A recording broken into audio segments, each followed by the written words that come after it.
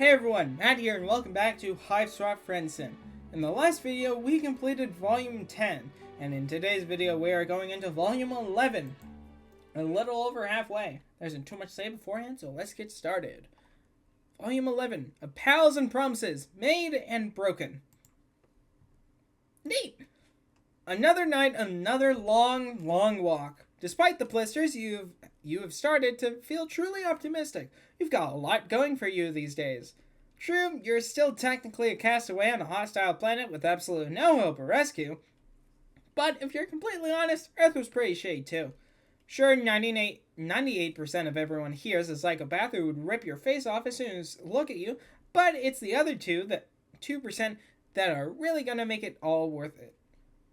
Mallek, Adolov, and Lynera Scalaby.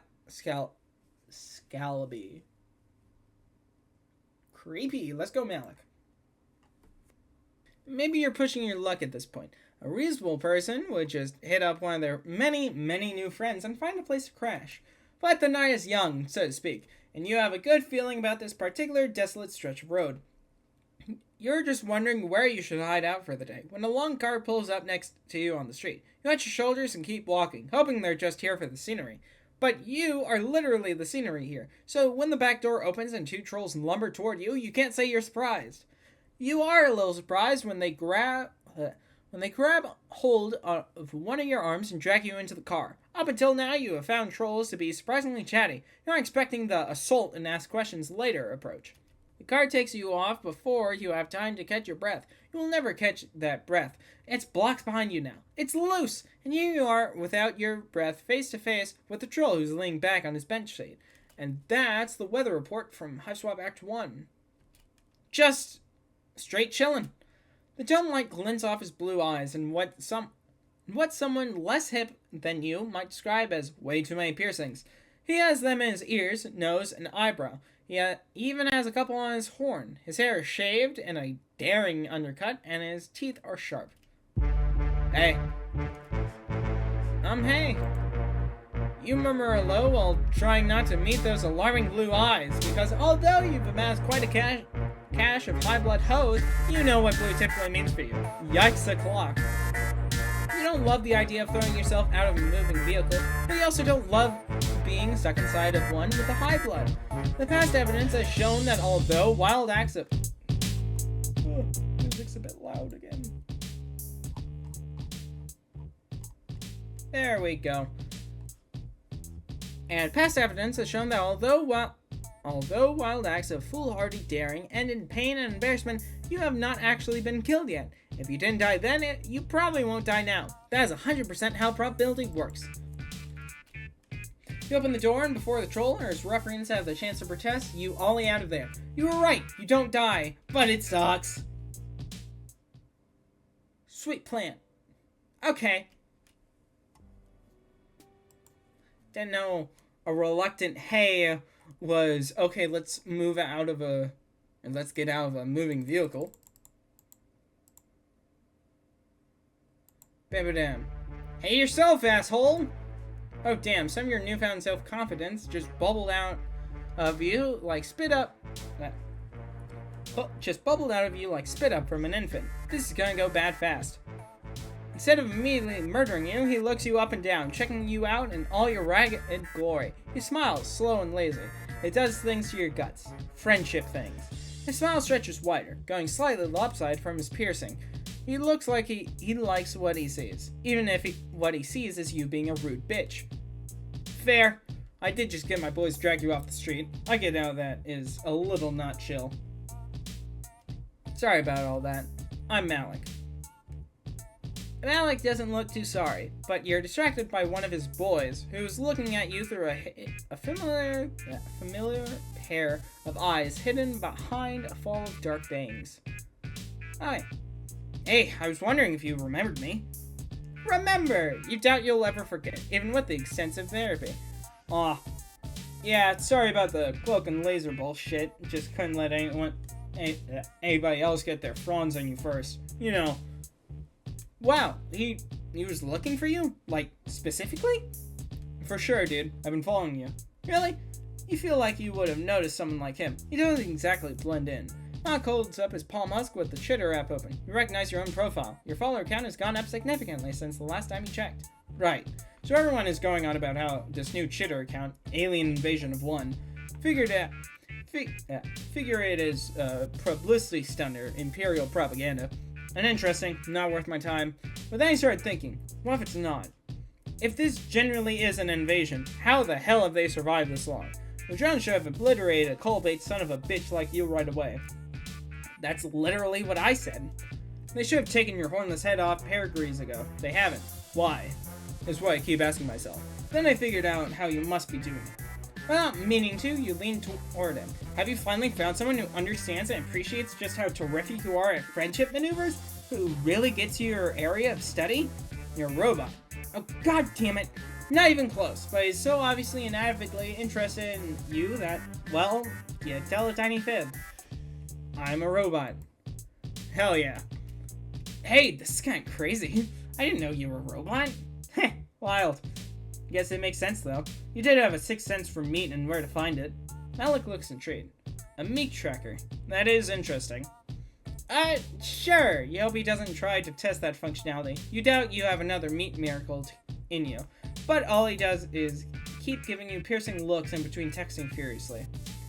Then he snaps a photo of you. Oh no, is he not? He's not gonna post that on Shitter. #robot. You can't be a hashtag. Everyone will know you're lying and blow your cover. Not to mention your mentions. Don't worry about that. Social media gives me the hives. I have a Gorgle alert set for a certain combination of words. After Zebra's place, you're kind of expecting another lavish palace. But when you get out of the car, you see that Mallek isn't indigo. He's cerulean, like Elward and Rumeli, and that one girl who kept boys in cages. Also, you're starting to think people's hives have more to do with taste than caste. Amicia had a homely little art studio, and Tagora had all these vases and shit. Before he leads you inside the apartment building, Mallek turns to Damien and the other lowblood and starts messing around on his Palm Musk again. Nice job, guys. I'm routing a Cynthian drone shipment as we speak. Trey F, I'm sending you those DVDs you wanted. They'll be at your hive when you arrive. The bronze-blood ruffian bows to Mallek. He looks a little uncomfortable and pats him awkwardly on the arm. And Damien, I'll send your shit to, that shrub you live in. Thanks, man. You know, my offer still stands. I got a couple extra coops if you get sick of living rough. Damien shrugs. Or Diamond. Thanks, but I can't be tied down. Nice to see you again. You and Mallek ride the elevator all the way to the top of the hive stem, where he leads you to a surprisingly tasteful loft apartment. Come on, my shit is upstairs. Isn't the whole apartment his shit? Yeah, technically. Let's go upstairs, though. There's a skateboard. He's got a fucking skateboard. And a vase. And shit. He brings you up to a higher level that has a Recupcoon shoved against one wall and a couch shoved against another. But they are both afterthoughts to just an ungodly amount of computer shit. Right when you got here, you probably wouldn't have been able to tell that's what it was. But now you're used to Alternia's weird bug tech. Squishy and organic and almost certainly alive, at least in the way that plants are alive, though a couple wires in there are most definitely slithering. Mallek sits down in front of one of his screens and wakes up with a single swipe of his claws. He gestures you lazily into one of several office chairs. It squeaks as you sit down and sinks a little under your weight. Jesus, the text is cutting off. He proceeds to ignore you as he slides a little pair of thin-frame glasses onto his nose, typing a list of commands into a text box. Then he pushes himself across to another screen with an alert flashing in one corner. You know what this is all adding up to. He's an IT guy. No, I prefer to be called... Oh. Shit. Huh. I have this joke I do where someone calls me a hacker and I say, I prefer the term information specialist. But now that is ruined. Oh shit, hacker was totally your next guess. You can do it again? Nah, moment's gone. No worries. So he's a hacker? That's pretty cool and subversive. You wonder if he's part of Tizia's secret anti-government movement. You almost ask, then stop yourself at the last second. Wherever Tizia's anarchist leanings are, you aren't going to blab them to to this rando cerulean. As much as you love to meet new friends, you really aren't about to throw one under the skull buggy for no reason. Yeah, not a lot of blues get down on the sore thing. Gold bloods are better with tech. They got that living battery noise. You know how that goes. All the good bloods you've met have been, well, Astasha did have that scouter thing, and Cuprum hacked a phone? Or something? Whatever, it was a while ago. Zebedee mostly just liked fanfic. Interesting. You'd think they would have programmed you with cultural stereotypes. Huh? Oh, right, you're a robot. You wonder how a robot is supposed to act. You sit up straighter and think about circuit boards. Mallek messes around some more on his computer and frowns. Then he frowns some more. Then he reaches down and picks up one of the thick purple wires from the mess on the ground. He pauses. Apparently, he isn't sure where to stick it. He glances down and you cross your legs before he can pull up your dress and start searching for external ports. Because nope, not happening, dude. You don't have any network connections, so I've got to use an Ethernet. Don't be lame. You aren't trying to be lame. You just don't want things in orifices. Eventually, you compromise and let him stick it under your armpit like you are a baby having your temperature taken. You watch him tap away on his screen, marveling at the ludicrous choices you've made in your life that will lead you to that have led you to a troll sticking a wire under your armpit because he can't find your Wi-Fi signal. You sit there as his brow furrows further, and his frown gets more pronounced. His annoyance bounces him out of his laid-back, cool guy attitude. A blinking purple light flashes on his piercings. Fuck. Maybe my tech isn't compatible. One of the wires is coming toward you, and for a second you think you've finally found a piece of technology that is actually alive. But then you see a little flicker of movement at the end of it and realize that it's a white snake with beady, intelligent eyes. Ah, Elusus. Don't be scared. He won't hurt you. He's just checking everything out. Of course not. Why would you be afraid of a giant snake winding up your legs? Everybody is really about your legs. You need to get a pair of pants. Is the snake checking you for artificial parts? Are snakes particularly sensitive to technology? Is it because they're long? Weird. This is a radical situation. I have no idea what to make of you, dude. Ugh, you feel like such a dickhead. Can you really continue to live this lie? I'm not a robot. You brace yourself. In your experience, dealing with the fallout of your deceptions is never pleasant. You expect him to throw you out, or at least get a snake to the face. Said Mallek just sags back into his desk chair, which settles with a depressed little squeal. He takes off his glasses and drops them onto his desk, palming at his eyes. It strikes you how exhausted he looks. You thought the dark smudges were eyeliner, but they might be eyeliner in despair. You wonder if now's the time to start apologizing. You're getting really good at apologies. It's chill. I was the one who grabbed you off the street. You're probably scared of what I'd do to you if you weren't what I hoped you were. Well, more like you were worried about the friend opportunity that would swirl down the drain. But yeah, okay, you were also a little scared. You still are. It's a total body-encompassing ambient fear that is always buzzing in the background of everything you do on Alternia. So subliminal that sometimes you wonder if it's the total opposite, the complete absence of fear. That is deep, man. In retrospect, it is pretty fucking stupid to assume a robot is going to solve my problems. Very true. In your limited experience, mo robots, mo problems. Yeah, it was just something new, you know? Something I haven't tried yet. What is it exactly that he's trying so hard to do? He seems to be pretty well off, what with hacking and drones and shit like that. Mallek laughs. Yeah, hacking drones. That's all just bullshit. His Lucis curls around his ankle affectionately. He gives him a little nudge.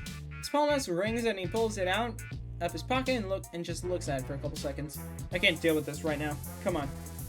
He heads down to the lower floor, waiting at the bottom of the steps to see if you are following. You are, albeit nervously. You are having a hard time reading Mallek. Maybe it's all the piercings. It gets worse when he calls the elevator and then stands back. After you. You expect swing blades to come at you, but they don't. You expect Mallek to attack, but he doesn't. Just slumps moodily back against the elevator wall and closes his eyes. His palm rings again and his jaw tenses. The elevator goes past the lobby, then goes past the basement, and the sub-basement. Fuck. What's the sub of a sub-basement? Dude, what? The sub-basement is just a square dungeon-like space, damp trickling down the walls. Your stomach crumbles and your heart bounces up into your throat. Oh no, is this Mallek's cerulean murder dungeon, a fan pain presses against your ribs and arm. But Mallek just leads you through a gap in the wall that you initially took for a shadow. It opens into a tunnel with rough stone walls and dirt-covered floor. It's clearly man-made, or troll-made. The air grows damper and the sound of rushing water gets closer and closer. You emerge... What the fuck is that? Fucking weird-looking Mothman creature. And that possibly says 413 right there. You emerge from the tunnel and find yourself on the bank of a wide underground river. Mallek sits down on the edge of the overlook. Sit down. Sorry, this is not as comfortable as the loft. Oh man, Mount brought you to a special place. I don't know if I'd call it special, but it is a place I come a lot. You sit down next to him. You get how this could be pretty zen. Just watching dark water flow by, the walls glow with an eerie bioluminescence, digging craters underneath Mallek's tired eyes. Also, he pulls his phone out and shows you a screen. No host signal. This is the only place I can really unplug. Kind of relaxing, you know? Oh yeah, you imagine the demands of being an information specialist could really put a dent in your chill. Heh, yeah. You sit there with a rock digging into your ass and allow yourself to appreciate just how deep this gesture of trust really is. Even after you lied to him, he still wants to tell you his life story. Fuck, you love life stories. You ask him exactly what he wants with your not-existent robot lore. He said something about reprogramming drones, didn't he? Could he be part of the Resistance? What? Oh, you mean all that low blood ride stuff? Nah, what is even the point? That's a great way to get cold. But he helped Damon, and that other little guy. Yeah, but they're cool. I was paying them for their services rendered. Roughing you up, he nudges you with his elbow. So far, all I've been able to do is reroute delivery drones. Just some weak sauce shit like that. That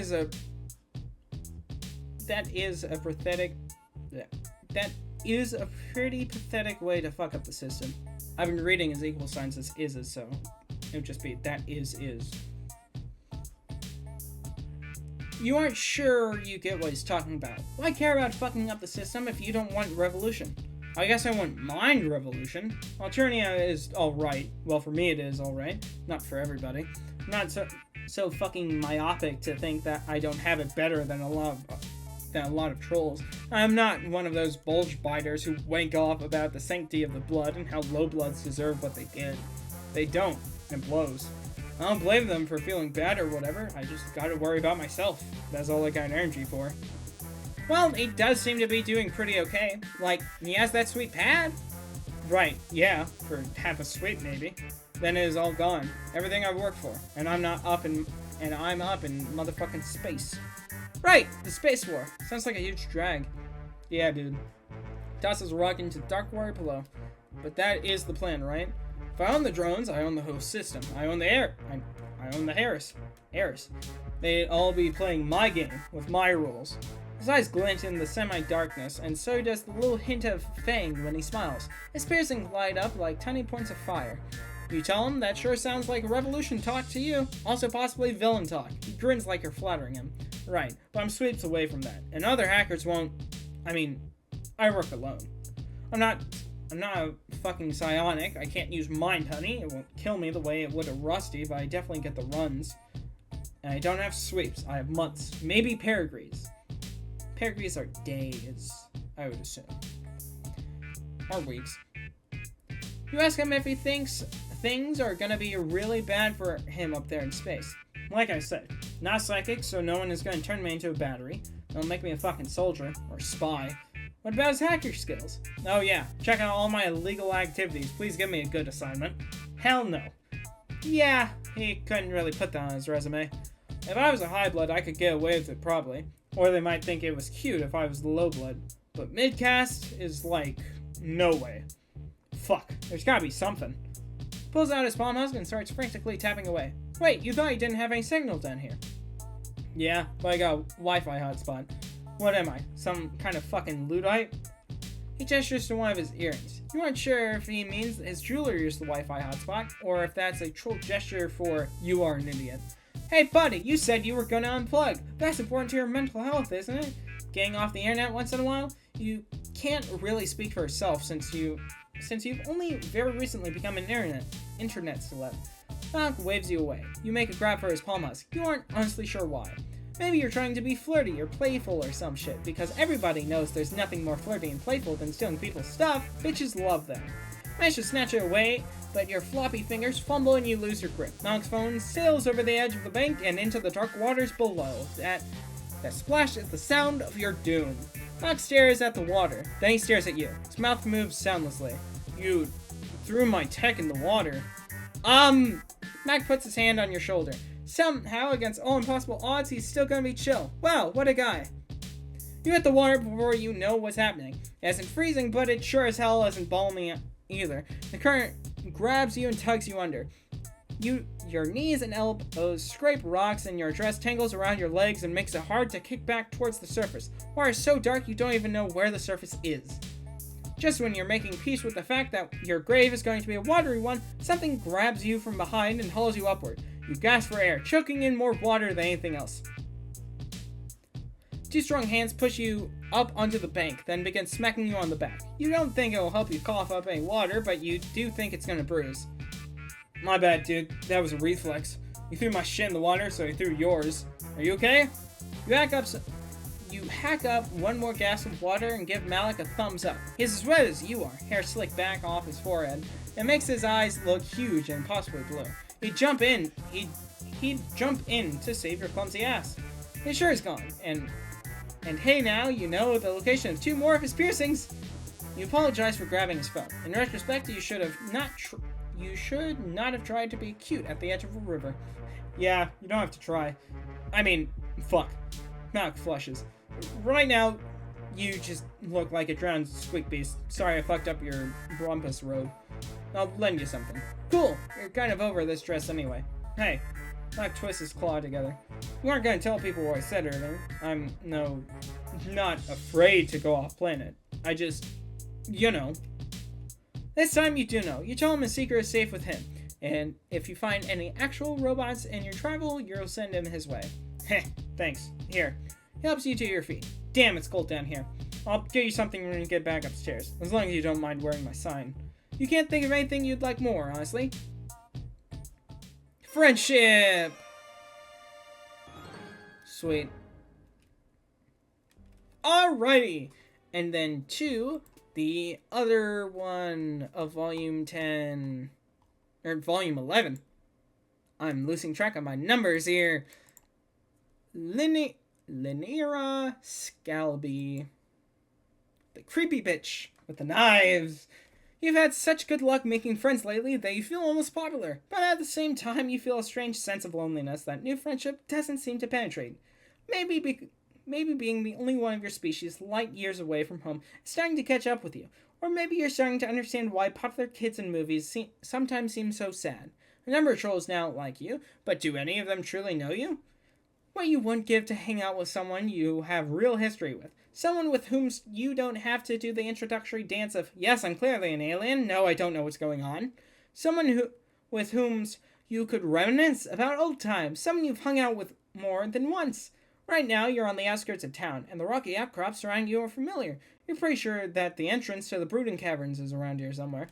Your heart beats a little faster. Bronya lives close here. And talk about history. You two know each other deeply from hanging out once and then seeing her again in her ex-mate Sprig's hive. Plus, you have a phone now. You have the power to text first. You get out the phone Connell gave you. Look at you go. Reading alien language and operating alien technology just fine. Does it make sense that you've learned how to read a new alphabet in weeks without anyone teaching you? Not really, but maybe your struggles with Spanish class in high school were just a fluke, and you've been a secret linguistic genius this whole time. Bronya texts you back immediately, giving you directions for how to meet her in the caves. You head down, but before the Jadeblood Hive is in sight, a troll emerges from the shadows. At first you think it's Bronya, but you freeze mid-wave when this new troll steps into the light. Bronya doesn't wear glasses. She's never glared at you like that. It's you! I remember you. You were down here a few weeks ago, bothering Bronya and distracting her when we almost had a Lucis stampede. Ouch. Is that really how Bronya has described your adventures together? Maybe it's silly for something that small to hurt your feelings when another recent friend nearly got you killed in Clown Church, but you like to think you and Bronya formed a real connection. She never made you feel like you were bothering her. A real connection? Is that what you think? Is that why you think you can just come down here and text her? Holy shit. Is Lynera reading Bronya's messages? Does Bronya know she's been doing that? That's none of your business. Bronya and I are best friends. I'm just looking out for her. She has a lot of Jade Blood responsibilities, and she doesn't need anyone shifty coming in to disrupt her. You have to wonder if Bronya would agree with this statement made on her behalf, and you sure would like to see her in person and confirm for yourself. Oh, you'd like that, wouldn't you? Why don't you tell me? What's the nature of your relationship? Why should I allow you to hang out with her? As your text message so boldly suggested. Bluffing has saved your ass in some bleak situations before, but you could also go on the defensive here, or offensive here. You're concerned with Bronya's privacy now, and as her friend, maybe you shouldn't just look the other way. McWild Clint, nah. What right does Lynera have to creep on Bronya's phone? You puff up with all the self-righteousness you can muster. The nature of your relationship with Bronya is between you and Bronya, and you're not doing anything suspicious by wanting to see your friend. In fact, it seems a lot more suspicious that Lynera is trying to intercept anyone who messages Bronya. What possible reason could she have to justify that? Well, I never. As I said before, I am Bronya's best friend. I take your relationship, my responsibilities as a friend, very seriously. Press the issue, narrowing your eyes and crossing your arms over your chest. Her responsibilities as a friend, huh? Sounds kind of fishy. Fishy? Are you serious right now? Are you really coming down here making fish puns? Like some kind of sea dweller? That's so suspicious. Who knows what Bronya decided to show you when you tricked her into trusting you? Not that we have anything to hide, but who knows? If you're at all associated with sea dwellers, then we have a pretty big problem on our hands, don't we? You've heard of sea dwellers by now, but none of your friends have talked about them much. Mostly you've gathered that they dwell in the sea. You don't know why it would be extra bad for you to be one of them, but it's clear you need to backpedal. Before you can try to disown your choice of fish-related phrasing, Lynera advances on you. Obviously, I can't let you talk to Bronya now. You are way too suspicious. I think you and I should have a private conversation instead. At least your life is uneventful when you're unconscious. Oh, lovely. When you come to, you're sitting on a chair with your wrists tied. As your eyes adjust to the darkness, you realize that you're in a smaller cave than the big open caverns that led to the Jade Blood Hive. The light switches on, and you can see that the cave walls are lined with bookshelves, and there's a desk in the corner. There are books and notebooks and bulletin boards with what looks like outlines and side guides pinned to them. In front of you is Lynera, holding a knife. Oh good, you're awake. This is my study cave. In the Jade Blood Hive, it's hard to concentrate because people break the rules and I get irritated. So I come down here to do homework. That's all, just homework. When you take a second look at the bulletin boards, you see that a lot of what Lynera has pinned up are pictures of Bronya. There are a few pictures of Lynera and Bronya together, but it's mostly just Bronya by herself, and even a couple blurry photos of Bronya and Elward. What are you looking at? There's nothing to see here. She brandishes the knife in your face. And okay, yeah, sure, now she and her gigantic knife have your full attention, and you are not looking at her creepy Bronya shrine anymore. I brought you here because your messages to Bronya were highly suspicious. I don't know you, and I don't trust you. You could be trying to see Bronya for nefarious purposes. So I brought you here, to vet you. Now we can talk about what your real intentions are. So you are definitely going to die in this cave, held captive by an unhinged Jade Blood who was convinced of your guilt from the moment you dared to text her best friend. That kinda sucks. You tried so hard, and you got so far, but in the end, it didn't even matter. Oh, come on, stop playing the victim. If anyone is the victim here, it's me. I try so hard to be there for Bronya as her best friend, but she doesn't even... Lynera stops abruptly. You see her lower lip start to tremble before she turns her face away from you. Sharp tip with the knife pointed at your throat droops a bit. Its dejected swing takes it dangerously close to your navel, and you try to subtly lean backwards in your chair. Lynera interrupts the noise of distress that escapes your mouth as a noise of sympathy. It's fine, though. Really, it's fine. Our friendship is great. I wouldn't change anything about it. It's fine as long as she doesn't have any other friends. Because I'm her best friend. I should be the only one she needs. Lynera's knife is now completely lowered. Pointing at the floor, that gives you some hope. She seems to have forgotten about her sea dweller suspicions. Maybe if you can keep her talking about Bronya, the whole stabbing notion can be taken off the table and she might even let you go. You rack your brain full for all the knowledge of Alternian relationship dynamics, that you've managed to compile during your time on this planet. Best friends. They have a special word for that, right? Tell Lynera that you're sure Bronya doesn't need anybody else. Or need anyone else. If she and Bronya are Moirails, then Lynera must be very special to her. What? I never said we were Moirails. That's not even the quadrant I want her in. I mean, never mind that. How dare you make assumptions? Hello, knife point again. Oh, shit. All you meant to say was that you thought her relationship with Bronya was probably fine. You figured they must be in a quadrant together because you're a clueless alien. You're bad. I get why you would think that. It's probably so obvious that my feelings for her are very red. Lynera hangs her head, and her shoulders shake. Tears roll down her cheeks, dripping onto her crisp shirt collar and the knot of her jade green tie. I know I don't have a chance. She doesn't think of me that way. I'm her loyal friend and second in command. That's all I will ever be to her, no matter what. And I try to do a really good job of being her best friend, because what else can I do? If I'm her best friend, then at least I'm still in her life. At least I can mean something to her. Maybe it's the fact that Lynera's knife hasn't come close to any of your major arteries for a hot minute, or maybe it's the tears. Either way, feel sympathy encroaching on the monopoly that abject terror had previously maintained in your brain's economy. You've acted as a verbal sounding board or a sympathetic ear for some of your other troll friends while they dealt with crises of various kinds. Slipping into the role of therapist for someone who's holding you hostage at knife point is a new one for you, but unfortunately, it's not that much of a stretch. It seems like young trolls on Alternia have to deal with these heavy life issues by themselves, feeling so alone that they're willing to turn to an alien stranger to help them work things out. Then again, maybe life is that grim and isolating for human teenagers too, and you just never noticed before. Maybe everyone's too mired in their own shit to look up and realize that the movie's fecal matter is waist high for everyone else around them too. Or for everyone around them too. You clear your throat and speak with as much consoling gentleness as you can muster while your head still throbs from where Lynera knocked you out. It seems like trying to be Bronya's best friend isn't making Lynera very happy. Of course it isn't making me happy. I can't keep her from having other friends no matter how hard I try. And she's amazing, so of course everyone wants to be your friend. Including you, apparently.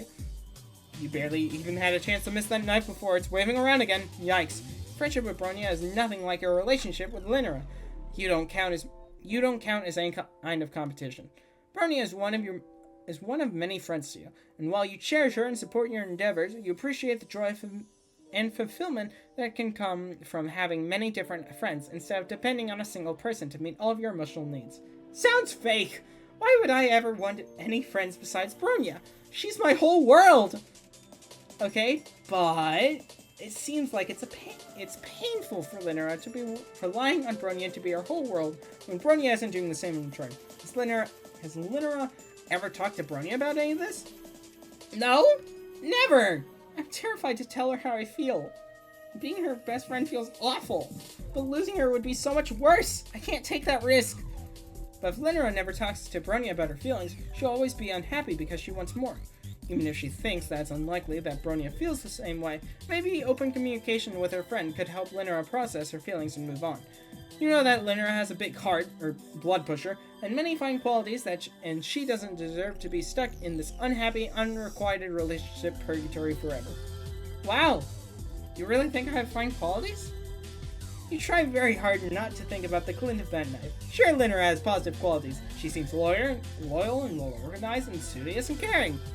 Some troll out there is going to want the same kind of closeness from her that Lynera is looking for, but she owes it to herself to take actions that could lead to happiness instead of being stuck in a sad situation forever.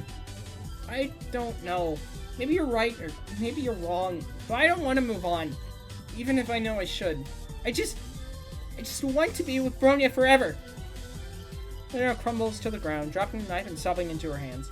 It's hard to watch someone in this much distress and not wanting to help them. But on the other hand, her misery has distracted her, and this might be your only chance to try and escape. Attempt to comfort. You remember what you did for Polypa when she was upset. Sing A chair with both hands tied behind you doesn't make for ideal shush-papping conditions, but maybe you can approximate the gesture. Lynera is huddled, crying on the floor, and you think you could maybe get close enough to lean your knee against her back or something. Hopefully that would be interpreted in the same way as the classic palm to cheek move. You inch your chair closer to her, but you lose your balance and wobble and then topple forward. Lynera's discard knife is right there, sharp edge ready to plunge right into your incoming soft body. But then Lynera moves quickly and grabs your chair and saves your life. Oh shit, that was a close one. You could have really died. You really could have died. She stares at the knife with huge round eyes, clearly shaken off by your near-death experience just now. Considering how often you nearly die these days, you could feel more blazed about it, but you're glad it's having an impact on her if it makes her rethink the whole kidnap and stab thing. I'm so sorry. I don't want you to actually die. I saw what you were doing with that chair when you fell. You were trying for the traditional seated front hinge shush pap because I was upset. It's very kind of you to try and console me.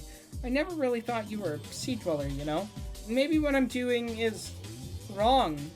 Lynera sets her jaw with conviction, and with one slash, cuts you free of your bonds. You get to your feet, stumbling a bit because your leg fell asleep. You can't believe you're getting out of this situation without any blood loss.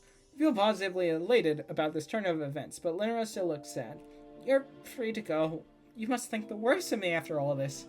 Well, you're not going to lie, this wasn't the best start to a friendship you've ever had, but, horrifyingly enough, it also wasn't the worst.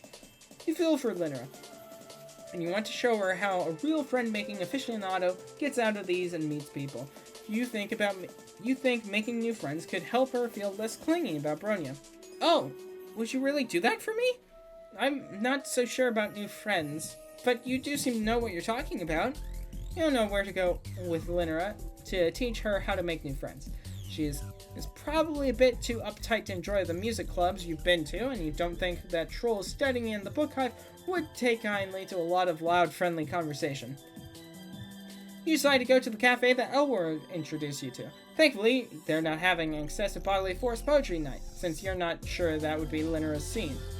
There are a number of ceruleans here, but you also spot a few indigos and teals and a cluster of defiant-looking olive bloods with some yellows, all singing together. The crowd is overall less pierced and undercutted than it was when you were here with Elward, and the vibe is laid back, with all the trolls just sitting around and quietly chatting. You ordered the drinks, already taking for granted your newly acquired skill in reading troll language. Lynera is fidgeting when you sit down with her. This may come as a shock to you, but I don't get out of the caverns very much.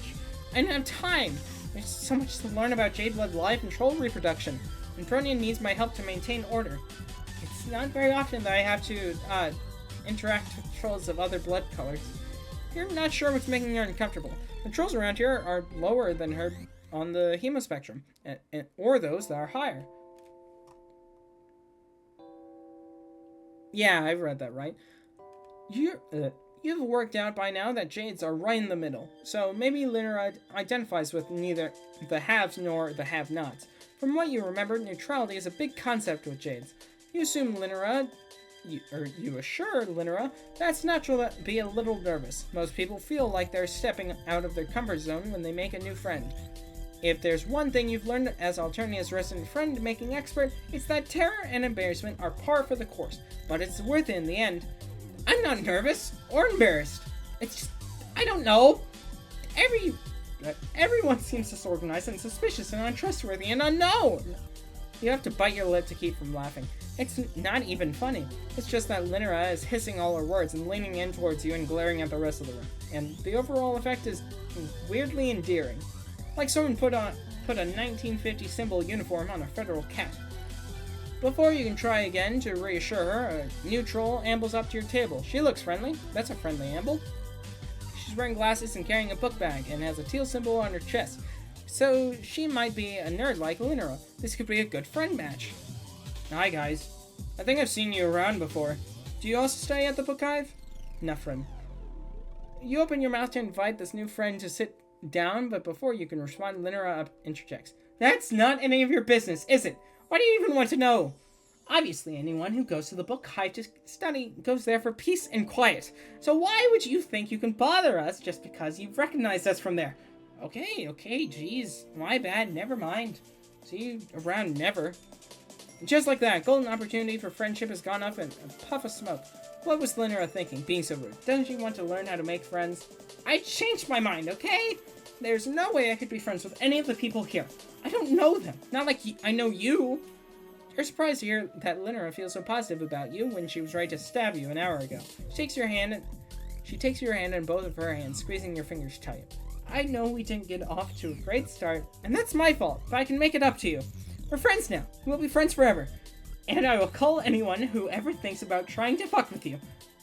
This is not quite the lesson you had hoped to teach her about making friends, but maybe with her fierce loyalty and possessive streak spread out between you and Bronya, Lynera